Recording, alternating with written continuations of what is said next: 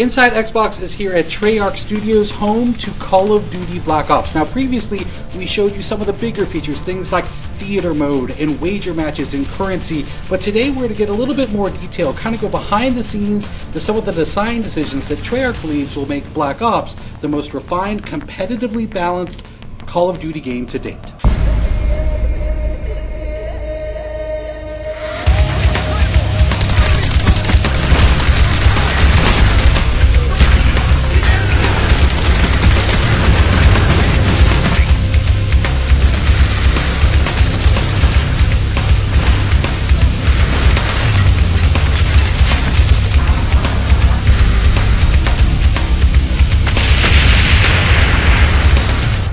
One of the great things about having such a large community of players playing our game is that it isn't very difficult for us to hear when fans do not like something about our game or they do like something about our game. All we have to do is listen, and we are listening.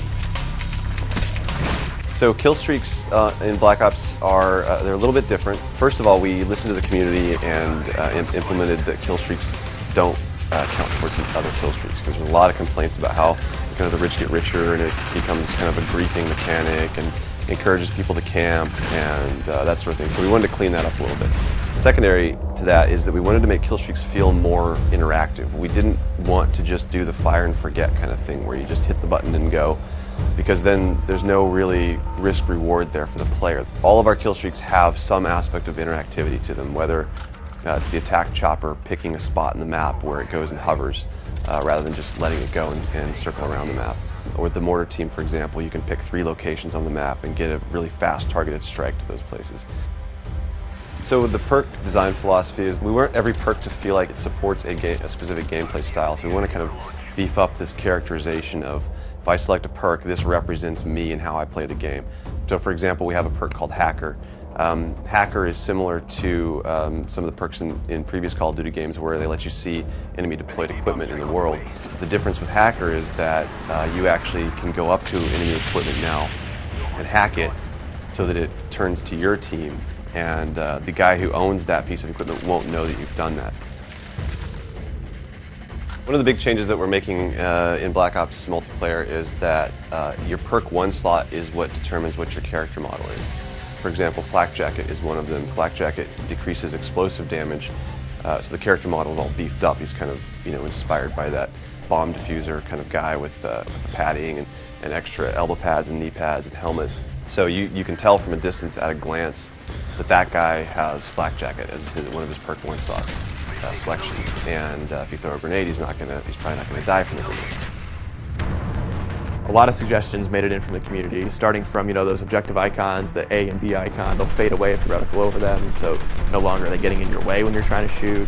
Shotguns are primary weapons now again, so something like a shotgun is so lethal, it should behave like a shotgun, so it needs to be in that primary weapon slot. We have the grid coordinates on the overhead map, so whether you pull up your pause menu or in the top left corner, so it's going to be very, very easy for you to call out exactly where action is happening. Instead of having to say, oh, he's over by grandma's house, you can now say, oh yeah, he's in quadrant D, 3. We take suggestions from all sorts of our sub-communities. Another one is this whole new core movement mechanic called diving to prone. So it's something that we found was very interesting. It's used best for evasive and defensive maneuvers, but it really, we needed to make sure we balanced that, because we understand that drop shotting is a frustrating thing to some people. So we wanted to make sure that this thing wasn't going to be used aggressively to grief or to frustrate players. So there is sort of a recovery time after you land, and you'll have to take a half second to pull your gun back up. So it's actually a penalty if you try to use it as an offensive maneuver. Little subtle things to the game that I think the fans are really going to like. We hope you've enjoyed our in-depth look at what it takes to put together the multiplayer for a game like Call of Duty Black Ops. Thanks everyone for watching Inside Xbox. It's too close. Fight harder.